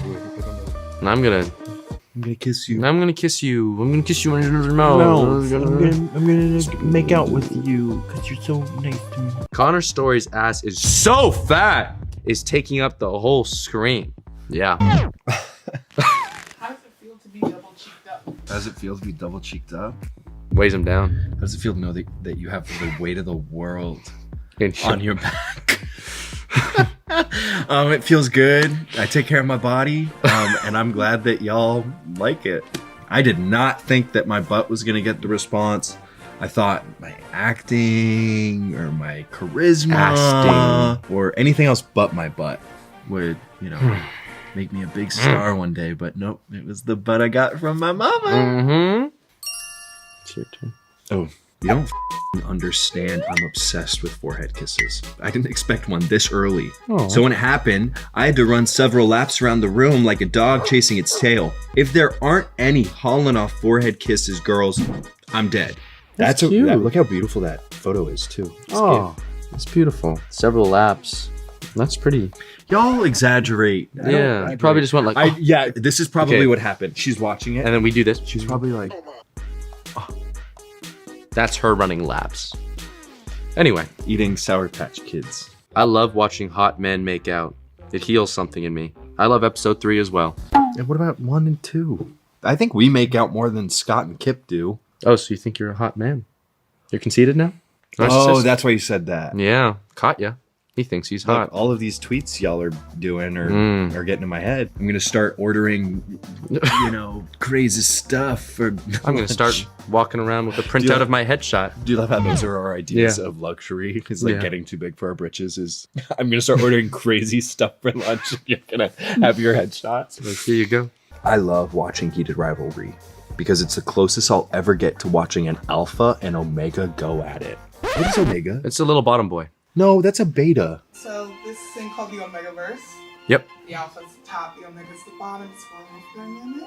Mm-hmm. They be going at it. They be going into heat. Damn. Alrighty. Mm-hmm. That's funny because I like the animal thing when you're like acting to use a bit of animal stuff, and then like in episode 2, the bathroom, I wanted to be a little bit like a hungry coyote. I wanted Shane to be a little bit of like a coyote. That was coyote, like a when coyote. you had tears in your eyes. Yeah, it was like it was a hungry little like That's scrappy coyote that just wanted to hump, and he was in heat and he just wanted to whimper away. But humping in heat is with tears in your eyes. I wanted Shane to be a little coyote, a little horny little mutt.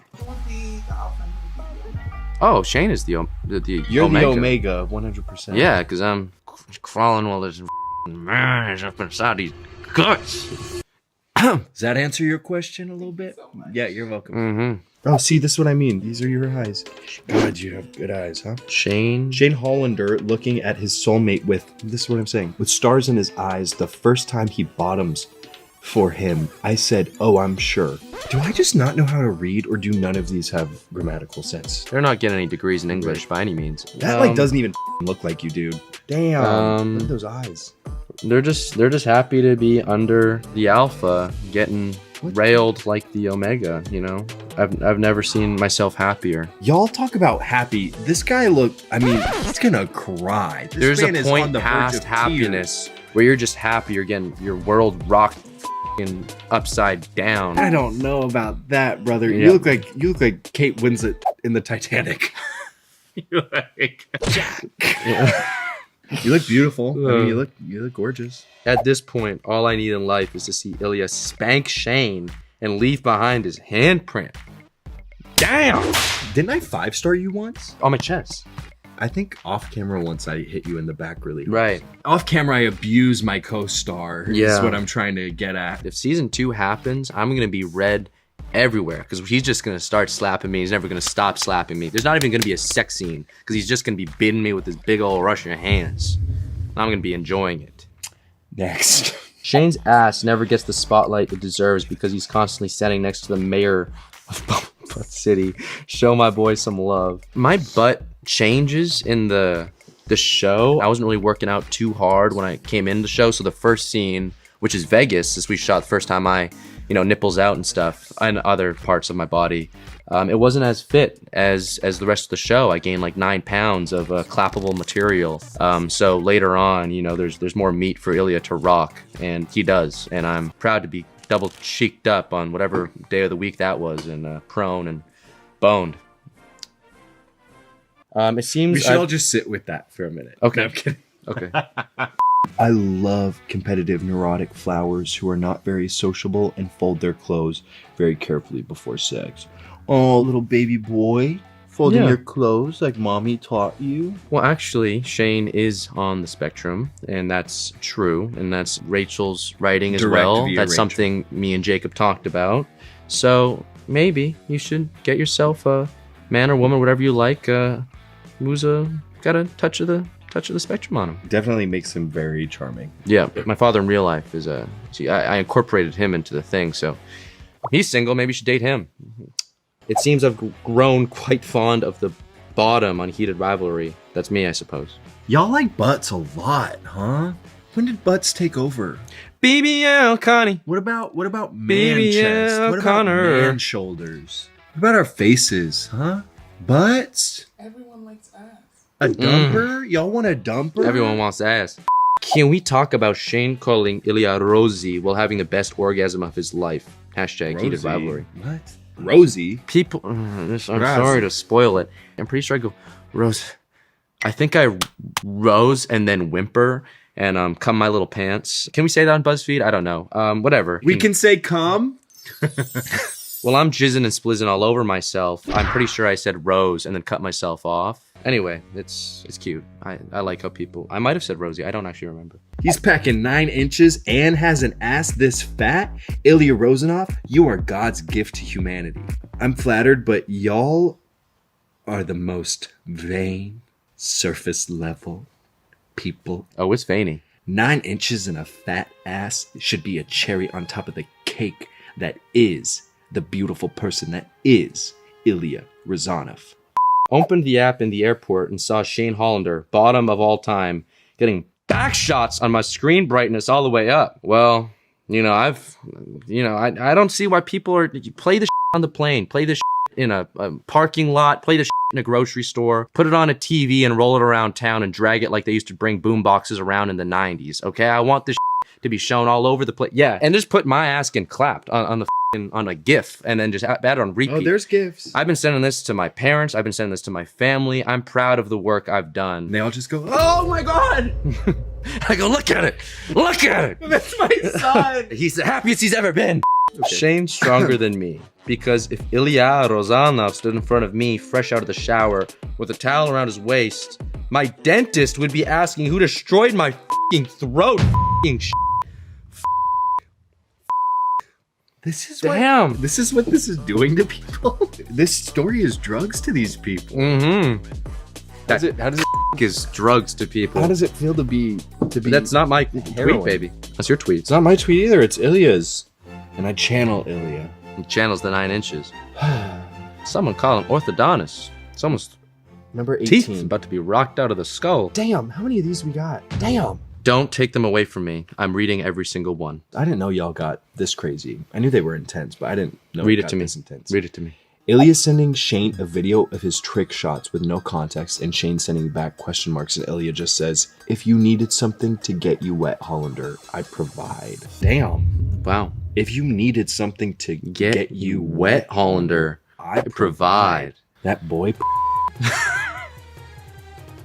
That bussy. Okay. By the way, do you think bussy is boy or is it butt put? It's boy butt. I don't even have words to describe this Shane with his legs completely wide open, thrusting back into Ilya and making his ass cheeks bounce back, and then Ilya hand pressing Shane down the mattress with all the veins in first line.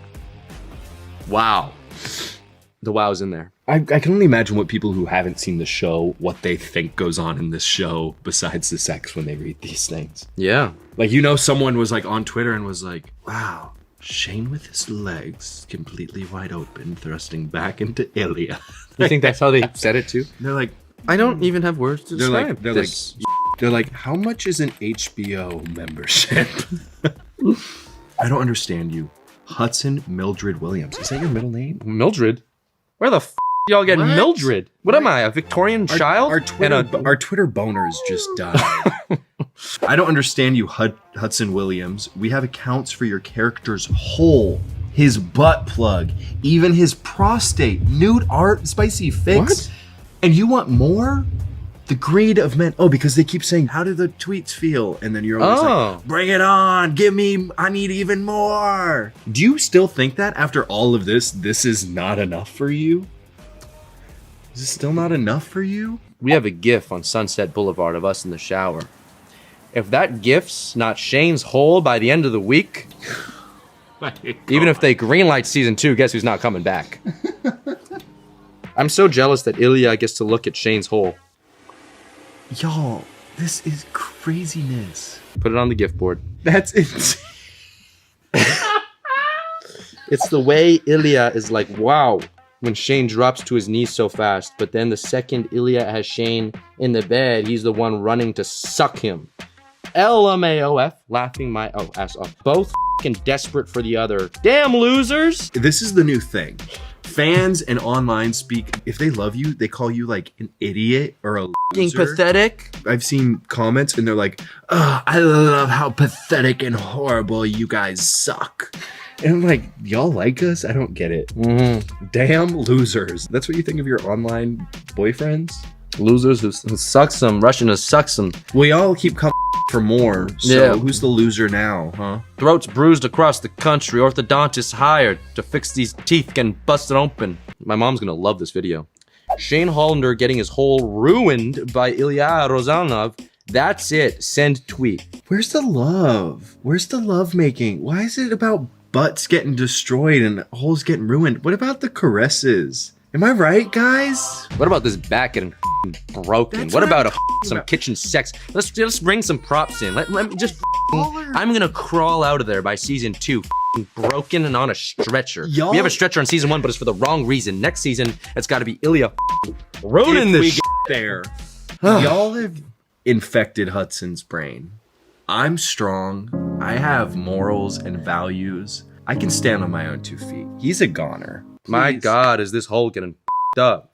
Next one, tap to reveal. Jesus Christ, these are carrots, but it's phallic. It's Freudian. Shane, Kip, mine's the smallest carrot. Well, it's not. It's the motion of the ocean or whatever they say. Hey, there we go. Shane, Scott, Ilya, you got the biggest.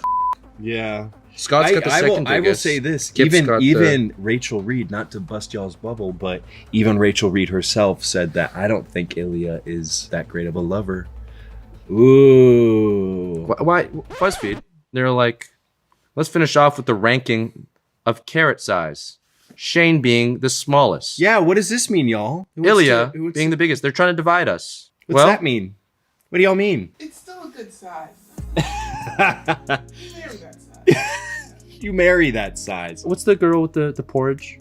Goldilocks. Yeah. All I have to say is my blood is pumping right now and I'm confused. I'm pretty calm. Could have been more. Could have been hornier. Could have been heavier. And I guess I gotta go buy a carrot pump. Thank you so much, BuzzFeed, for reading thirst tweets about us. Don't forget to tune in and watch Heated Rivalry on HBO Max. Fridays. Woo! Y'all are thirsty.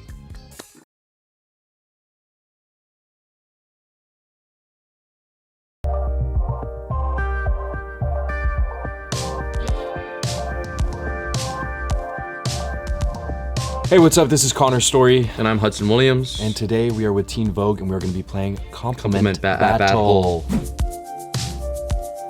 No smiling. Smiling counts. I'm going to preface this and say no smiling either. I can do that. I ain't scared. Hudson Williams is actually so damn pretty. Like, that's a pretty man right there. Holy shit.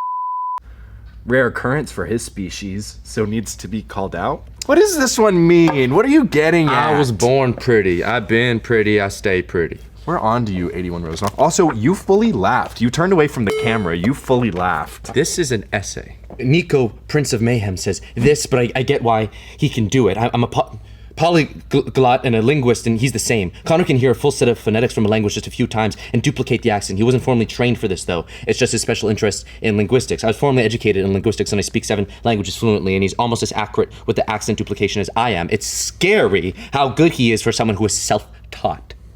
What's this person's name? Nico, Prince of Mayhem. Your enthusiasm makes me in love with you. The one thing I want to point out about that is how Hudson says accurate. He says accurate. Accurate.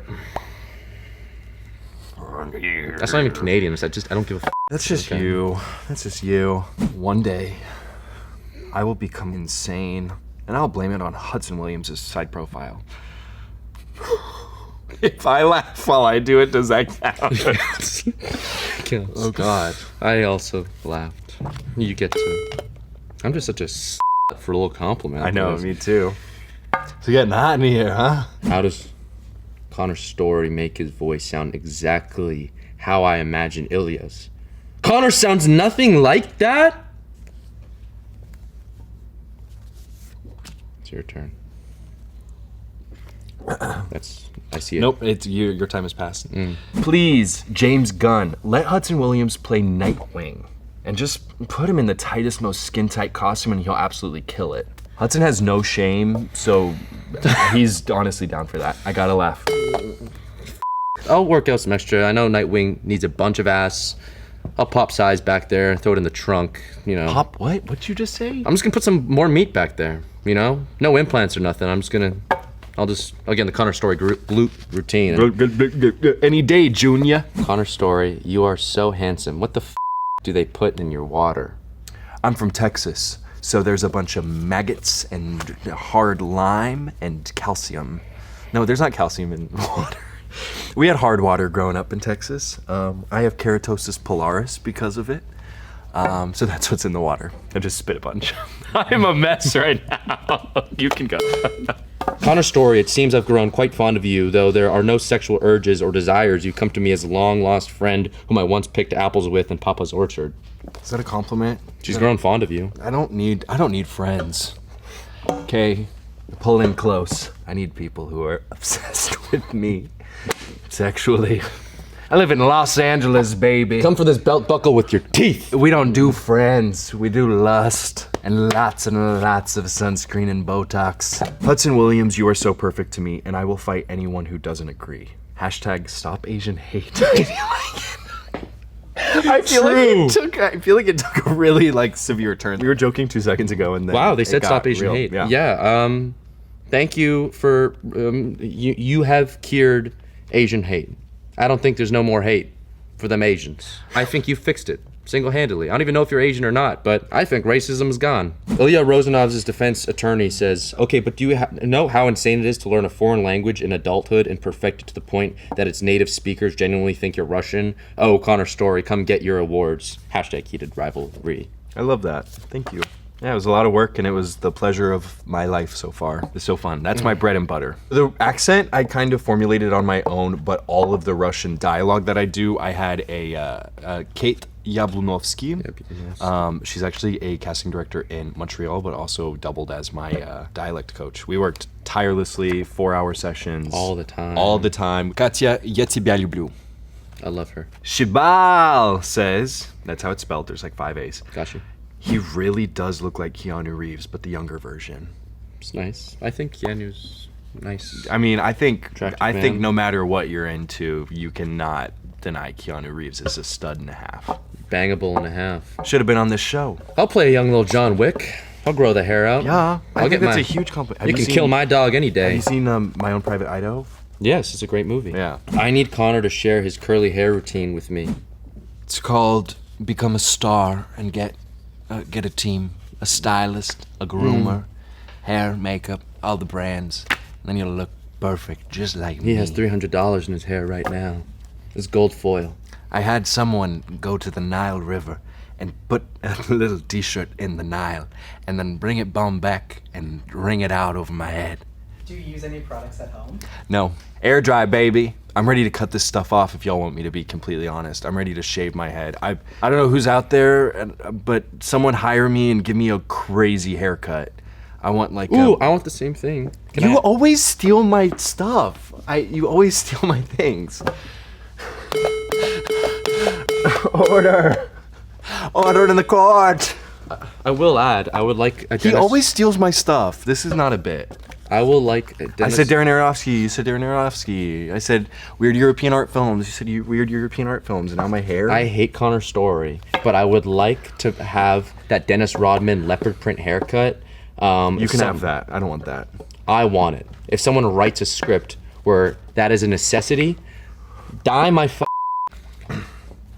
Anyway, we're aligned. Change us physically. Hudson is like a London boy straight out of a novel. Wait, what?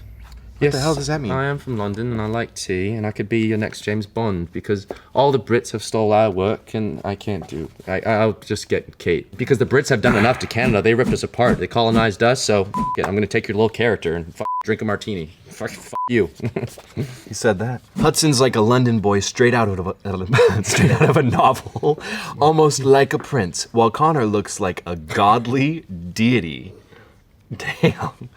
A modern prince and a timeless god colliding. That's what makes the series amazing. Acting is so brilliant. I'm blushing from this. How beautiful is that? A modern prince and a timeless god colliding? That's some poetry, huh? He just likes the sound of his own voice. I'm gonna hit the buzzer. Which, by the way, for everyone at home, they add this in post. So I'm just calling y'all. This is fake. We're calling y'all out, Teen Vogue. This is a hack job. We're happy to be here. Yeah, never get rid of us. Thank you. Teen Vogue. Hudson Williams. Sorry, I'm not familiar with your yearning gay eyes. Hashtag heated rivalry. Hashtag heated rivalry spoilers. These are them yearning bottom eyes that just want to be. What does that mean? I got them on lock. I got these gay yearning eyes. But what does that mean? It's like I'm a Jeff Buckley song in my eyeballs, except I'm gay. Lover, you should have come over, and lover, you should be a man, and you should be a top, and I'm on my knees waiting for you. Is this appropriate enough for Teen Vogue? The teens are swearing these days. You teens are degenerates. I'm calling it as it is. Okay. Translated from Portuguese, by the way. So. Português? Oh, obrigado. Posso falar I'm português? moving. My new address is at the curve of Connor Storrie's waistline. It's Oh, look at that. That's that butt. That's that butt. You can press that because I kind of laughed my way through that. Hudson Williams, I love your brain. I love every freaky you say. I eat it up every time. Please never change. Please never get media training. Don't let anyone take your spark away. You're everything to me. Your unhinged mouth. Well, my whole team disagrees, and they think I need more media training, and they're trying to wrangle me in. I was leashed just off camera. Right now, right off camera, there's someone with cue cards saying, Hudson, stop. Hudson, reel it in. And my caller's waiting for me, and I'll crawl on out of here. Yes? So you're confirming you are media trained? I am, but I'm not very coachable, and I don't care. Old dog, new tricks. Born a dog. Born a dog is gonna die a dog. Okay, we're gonna get intimate for this one. Let's do it. My darling. Mm-hmm. My love. Yep. My sweetness. I gotta speed up, or else I'm gonna be here for 10 hours. My darling, my love, my sweetness, my world, my baby, my solace, my rainbow, my daily spirit, my night moon, my stars in the sky, my fire of enthusiasm, the flowers in my garden, my cooling water, my soul's life, the owner of my longing, the cure for my wounds, we're a third. The soother of my heart, the light of my path, my soulmate, the guardian of my heart, the reason for my smile, the owner of my beating heart. We're a quarter in. The tune in my song, my beautiful dream, my night guard, the soother of my... I did math wrong. The soother of my soul, the lamp in my darkness, the crashing of my waves, my morning sun, my gentle breeze, the refreshing rain. Almost halfway. The calming dusk, the dew on the leaves, the sun of life. Who are you, Robert Frost? The poetry in my heart, the eternal story, the harmony of my soul. redundant. The endless longing, my compliment, my final destination, compliment spelled wrong, my life's inspiration, the melody of my tune, my warmest hug, the smile I long for, my little heaven, This is really sweet. the guardian of my dreams, the light of my stars, my breath, the sigh of my longing, the beat of my heart, my most beautiful night, the hope in my life, the dawn of my salvation, my bright afternoon, my calm waves, my shield of my heart, my love arc, my night blanket, my morning embrace, my universe harmony, my heart's idol, the flower sower, on my path, my love lantern, the morning star in my darkness, the oxygen in my breath, Jesus Christ. my ocean of love, my living soul, the aurora of my love, the inspiration of my longing, the solace of my fatigue, I'm fatigued. my limitless happiness and eternal time in my life. That's insane. And it's not even addressed to no one. Well, I think it's for me. Anyway, thank you. That was kind of beautiful. That was really beautiful. Also, the speed at which you did that was incredible. I'm an auctioneer. He can talk for hours, literally about anything, and I'd still listen and gush about him and giggle and kick my feet. Talking about you. Oh. I feel the same. Yeah? Well, kick your little feet some more. I'm coming over. You've convinced me. I'm starved for a compliment. And What are you talking about, baby? You just got... All these people are gonna get it, is what I'm saying. I'm here. You see just how easy it is. You've won me for over. Hudson Williams. Ready? Watch what happens. Your hair looks nice. See, that's all we had to do. Everyone asked about our chemistry. I just had to go right before shooting. I just had to be like, your ears look nice. My ears are the best. I'm not discussing this anymore. Connor Storrie is an Eastern European man, and he is lying to all of us about being Spanish, Texan, question mark. You know, it doesn't say... They do this in Spanish. Oh, the Spanish. Spanish question mark. See. Well, I don't know what to tell you.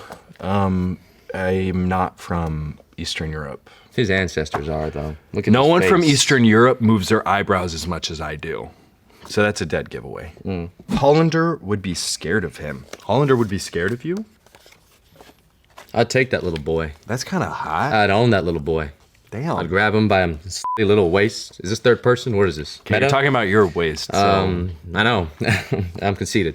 And I'm grabbing that little boy with his ugly little haircut, and I'm putting him in positions he's never been. I'm rocking that world better than Ilya's ever done it. You said ugly little haircut. It's bad. We went through some phases. Some being ugly. I see it. Yeah. But I'm still rocking that We appreciate all these because we're pretty hard on ourselves. I know I'm usually leashed, but in my scenario, Hollander's on one. That just means you're gonna f yourself. That's what you're saying. That's just a Tuesday. Someone said that dragging the chair was improvised? Connor Storrie, the man that you are. I actually don't know if that was fully improvised. I think we were just trying to get the chair from point A to point B. I did it twice in different ways, and Jacob was kind of like, that looks weird. Do it better. Imagine if you picked it up, that would look stupid as hell. Yeah, I'm like, come this way. I'm gonna do this just because we haven't given this any attention in a while.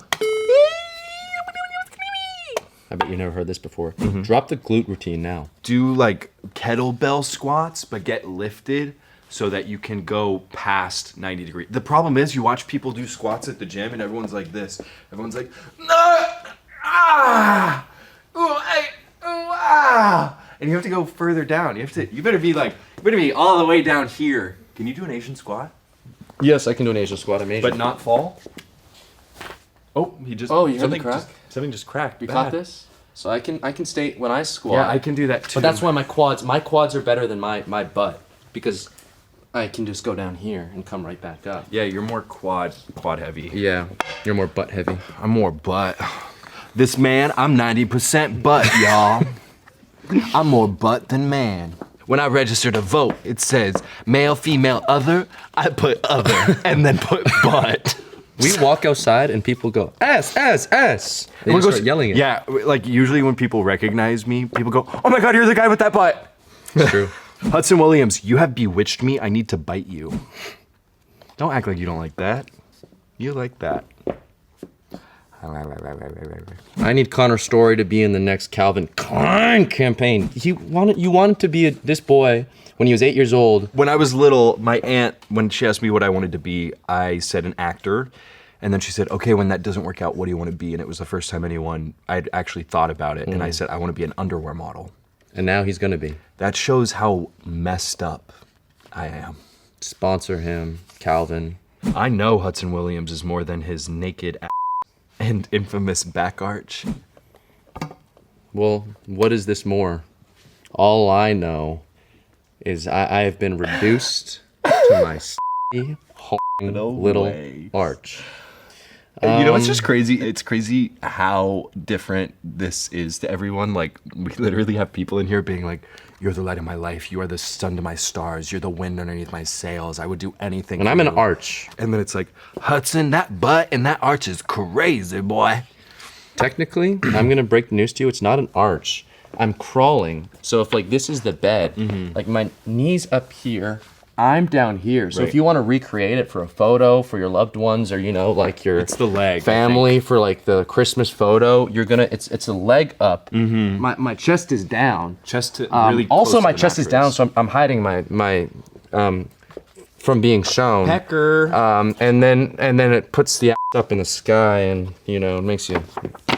So if you ever need that tip before you're about to.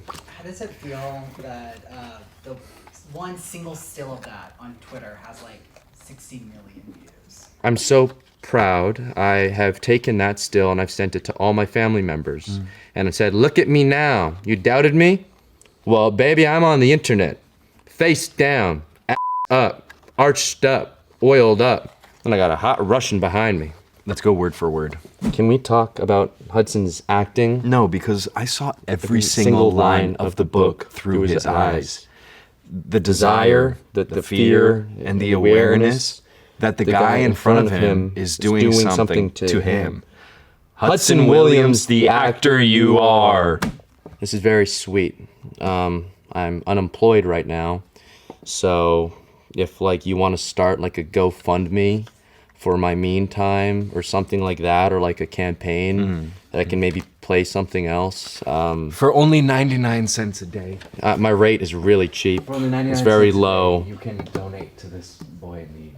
I'm not too expensive. I wasn't aware how much my face was doing, but I did recognize Shane can't show anything. Like there's a restriction to his shoulders, his face, his walk, his speech. It's all very tight, but you know, I'm one of those actors that I believe like if you think all the thoughts, if you do the research and all that, it shows up. You just have to spend time. You have to sit in. You know, Daniel Day-Lewis said you can't change the way you think, but you can change the way you filter your own thoughts. So as long as I like get the character's filter, everything that comes through, I just have to trust is in character. Oh, thanks for having us, Teen Vogue, eh? Watch new episode of Heated Rivalry right now on HBO Max. Spasiba. Paka paka. Merci bien.